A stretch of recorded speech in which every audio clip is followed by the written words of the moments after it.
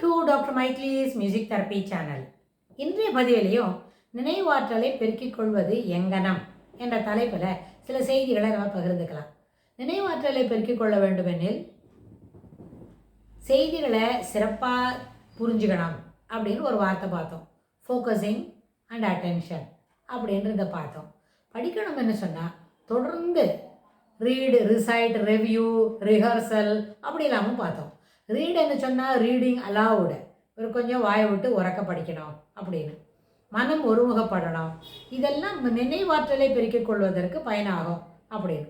ஆனால் அந்த நேரத்தில் ஃபோக்கஸிங் அண்ட் அட்டென்டிவ் அப்படின்னு சொன்னால் முதல்ல எல்லோரும் நம்ம சொல்லுவோம் கான்சன்ட்ரேஷனே இல்லை அப்படின்னு சொல்லுவாங்க. கான்சன்ட்ரேஷன்றது ஒரு எண்டு ப்ராடக்ட். தொடர்ந்து நம்ம படிச்சுட்டு வந்து தொடர்ந்து சொல்லிட்டு வந்தால் சில நேரத்தில் எழுதாமையே நம்மளுக்கு அந்த விஷயங்கள் மனசில் பதியும். அதுதான் சொன்னோம், கற்றலில் கேட்டலே நன்று அப்படின்னு ஒரு வள்ளுவர் தன்னுடைய குறளில் சொல்லியிருக்காரு. அது நமக்கு தான். அவர் வள்ளுவர் சொல்லியிருக்கிற 1330 குறளும் நமக்கு தான். பிற்காலத்துக்கு பயனாகணும் அப்படின்ற அந்த கருத்தில் தான் அத்தனை குறளும் எழுதியிருக்குது. அதில் கல்வி, அதுக்கே ஒரு அதிகாரம் 10 குறள் இருக்குது. அது எப்படியெல்லாம் படிக்கணும், எந்த செய்தியெல்லாம் மனசில் வச்சுக்கணும், எப்படி படிக்கணும் அப்படின்னு சொல்லியிருக்காரு. கசடர கற்கணும்னு சொல்லியிருக்காரு. அது என்ன சொன்ன, பிழை இல்லாமல் கற்க வேண்டும், பிழை இல்லாமல் வாசிக்க வேண்டும் அப்படி சொன்னோம். அப்புறம் கற்பதை அதில் என்ன சொல்லியிருக்கோ அதுபோல் இருக்கணும் அப்படின்னு சொல்கிறாரு. ஸோ அந்த அடிப்படையில் பிழை இல்லாமல் கற்க வேண்டும், குற்றங்களை நீக்கி கற்க வேண்டும், குற்றங்களை குறைத்து கொள்ள வேண்டும். படிக்கும் பொழுது வரக்கூடிய குற்றங்கள் என்னெல்லாம், முதல்ல லாங்குவேஜ் பிரச்சனை இருக்கும், சரளமாக படிக்க வராது. ஆனால் சரளமாக படிக்கிறதுக்கு பயன்படுத்திக்கிட்டால் அதுவே நம்ம நினைவில் நிற்கும். இப்போது முன்னாடி நாள்லலாம் எல்லாமே என்ன பண்ணுவாங்க, எல்லாமே காதில் கேட்டு படிக்கிறது மட்டும்தான். கல்வி ஒருவருக்கு மாடல்ல மற்ற அவை அப்படின்னு கேள்வி ஞானத்தினால் கிடைக்கக்கூடிய செய்திகளை வைத்து பெரிய அளவில் நம்ம செல்வம் தயாரிக்க முடியும். என்னது செல்வம் என்ன சொன்னால், நம்மளுக்கு எல்லாருக்கும் என்ன தெரியும், பணம், மணி மேட்டர்ஸ் ஒன்று தான் செல்வம்னு நினச்சிக்கிறோம். இல்லை, அறிவு, அதாவது நாலெட்ஜ் கூட ஒரு பெரிய செல்வம் தான். நாலெட்ஜ் கூட இல்லை, நாலெட்ஜ் தான் முதல்ல பெரிய செல்வம். அந்த நாலெட்ஜை வச்சு நம்ம என்ன பண்ணலாம், பணம் பண்ணிக்க முடியும், பணமாக ஆக்க முடியும், சொல்லிக் கொடுக்கலாம். நிறைய பேருக்கு பாடம் சொல்லிக் கொடுக்கலாம். பாடம் சொல்லிக் கொடுத்தா அதுக்கு நம்மளுக்கு ஒரு ஃபீஸ் கிடைக்கும். அந்த ஃபீஸு அதை வச்சு நம்ம என்ன பண்ணலாம், நம்மளோட டெய்லி ரொட்டீன்ஸுக்கு, மாதாந்திர செலவினங்களுக்கு பயன்படுத்திக்க முடியும். அதனால் அறிவு என்பது என்ன, பெரிய அளவில் வளர்த்துக்கணும்னு சொன்னால் கற்றலில் கேட்டலே நன்று. தொடர்ந்து கேட்டுக்கிட்டு இருக்கணும். தொடர்ந்து செய்திகளை, தொடர்புடைய செய்திகளை வாசித்துக்கிட்டே இருக்கணும். தொடர்புடைய செய்திகள் எங்கெல்லாம் கிடைக்குமோ அங்கெல்லாம் போய் ரெஃபர் பண்ணி படிக்கணும். ஸோ அதனால் ஒரு நேரத்தில் எதை பற்றி பேசணும்னு நினைக்கிறோமோ, எதுக்கு தொடர்புடைய செய்திகளை படிக்கணும்னு நினைக்கிறோமோ அந்த செய்திகளை அத்தனையும் தொடர்ந்து நம்ம படிச்சுக்கிட்டே வரணும். படிச்சுக்கிட்டே வந்தால் அது இருக்கும். இப்போ நம்ம சொல்கிறது எல்லா செய்தியுமே ஒரு வகுப்பறையில் படிக்கிறவங்களுக்கு இல்லை. வகுப்பறையில் படிக்கிறவங்கள லிமிட்டட் சிலபஸ்ஸு, அவங்களோட கரிக்குலம் ரொம்ப குறைவானதாக இருக்கும். ஒரு டைம் டேபிள் போட்டுக்கிட்டால் அந்த 8 பீரியடுக்குள்ளே என்ன பாடம் சொல்லித்தரணுமோ அதுதான் சொல்லித்தரணும். அந்த வகுப்பில் சொல்லிக் கொடுக்குற ஆசிரியருக்கும் அவ்வளோதான் ரெஸ்பான்சிபிலிட்டி. ஆனால் மேலும் மேலும் அதிக அளவில் மேலும் மேலும் நம்மளோட அறிவுத்திறனை வளர்த்து கொள்ள வேண்டும். தமிழ் என்று சொன்னால் தமிழ் தொடர்ந்து வாசிக்கலாம்.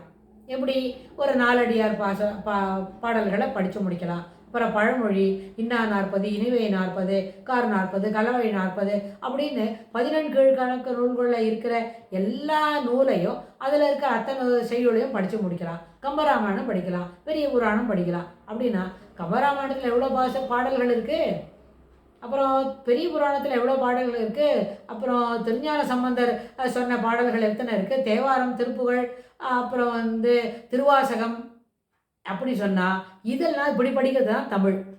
இதெல்லாம் படித்த பிறகு தமிழில் ஓரளவுக்கு பெரிய அளவுக்கு நாளம் வரும், ஓரளவுக்கு நாலெட்ஜ் அறிவு வரும். அதில் என்ன அசை சீர், அப்புறம் நேரிசை வெண்பாவா, வெண்பானா அதுக்கு இலக்கணம் எப்படி இருக்கணும், அதெல்லாம் சேர்த்து தமிழ் சொல்லி கொடுக்குறாங்கன்னு சொன்னால் அது ஒரு இனிமையான அனுபவம். தொடர்ந்து வென்விஆர், அதாவது ஒரு உளவியல்ல ஒரு வார்த்தை சொல்லுவாங்க, வென்விஆர் போரிங் இன்டூ. தொடர்ந்து இப்போ நம்ம கூட நிலத்தடி ஆழத்தில் நீர் எடுக்கணும், போர் போடுறோம் அப்படின்னா சொன்னால் ஒரு சும்மா ஒரே ஒரு சிசலில் ஒரு மண் எடுத்து போட்டவுடனே தண்ணி வருமா, மழை காலத்துலனா வருமானமோ. ஆனால் போர் போடுறதுன்னு சொன்னால் 30 அடி ஆழம், 40 அடி ஆழம், சிலப்போ 100 அடி ஆழத்தில் கூட போட்டால் நல்ல இனிமையான சுவையான நீர் கிடைக்கும்.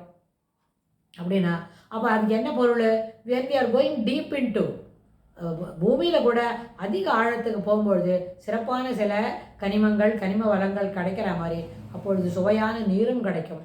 அதுபோல் ஒரு சப்ஜெக்டை தொடர்ந்து படிக்கும் பொழுது நம்மளுக்கு அதில் ஊற்று போல நாலெட்ஜ் அறிவு என்பது பல்கி பெருகும். அதனால் கற்றலில் கேட்டலே நன்று என்பதற்கு இதுதான் முக்கியமான காரணம்.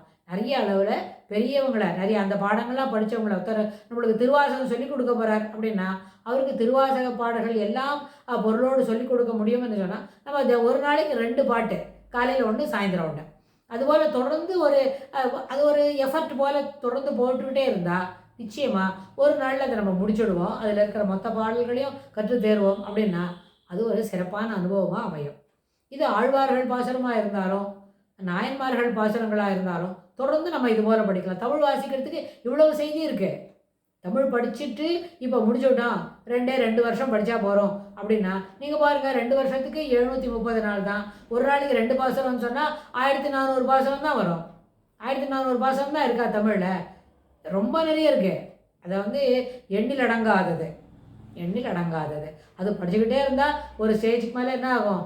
இவ்வளோ விஷயங்கள் இருக்காங்க.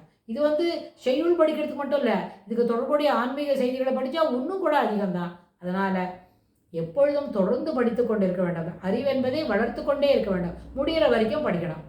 ஓரளவுக்கு படிச்சுட்டோம் முடிச்சிட்டோம் அப்படின்னா இந்த சாதாரண உலகயாதமான வாழ்க்கையில் வாழறதுக்கு உண்டான இந்த அகடமிக் எஜுகேஷனில் ஏதோ கொஞ்சம் படித்தோம், அதுக்கு உண்டான ஒரு வேலை கிடைச்சது அப்படின்னு நினைக்கிறது சாதாரண விஷயம். ஆனால் ஒரு மொழி தொடர்புடைய செய்திகளை படிக்கணும் அப்படின்னா அது தொடர்ந்து it is a continuous process. எப்படி டெவலப்பிங் அண்ட் மெச்சூரிட்டி அதெல்லாம் சொல்லும்போது it is a over the period. அது எப்படி ஒரு மெச்சூரிட்டியை கிடைக்கிறது ஒரு கண்டினியூஸ் ப்ராசஸோ அதுபோல் இதுவும் ஒரு கண்டினியூஸ் ப்ராசஸ். அறிவை வளர்த்து கொள்வதும் ஒரு கண்டினியூஸ் ப்ராசஸ் என்று சொல்லும்பொழுது இப்பொழுதுதான் இதே போல் படிக்கும்போது என்ன ஆகும்? இந்த நினைவில் கொள்ளக்கூடிய ஒரு முயற்சி இருக்கே அது எளிமையாக கைக்கொள்ள வரும். நினைவில் கொள்ள வேண்டும் அப்படின்ற ஒரு முயற்சி இருக்கே அது எளிதாக கை வரும். அப்போ இத்தனை பாசுரங்களையும் நம்மளால் நினைவு வச்சுக்க முடியும். இது தமிழுக்கு இல்லை, எல்லா மொழிக்கும் இது ஏற்புடையதான். மொழி வன்மை, மொழியில் இருக்கிற சிறப்புத்தன்மை அதை நம்ம தெரிஞ்சுக்கணும்னு சொன்னால் will have to go deep into it என்று சொல்லி இந்த பதிவை நம்ம நிறைவு செய்கிறோம். இதுக்கு தொடர்புடைய செய்திகளை அடுத்து வரப்போகிற பகுதிகளில் பார்க்கலாம். தேங்க்ஸ் ஃபார் வாட்சிங்.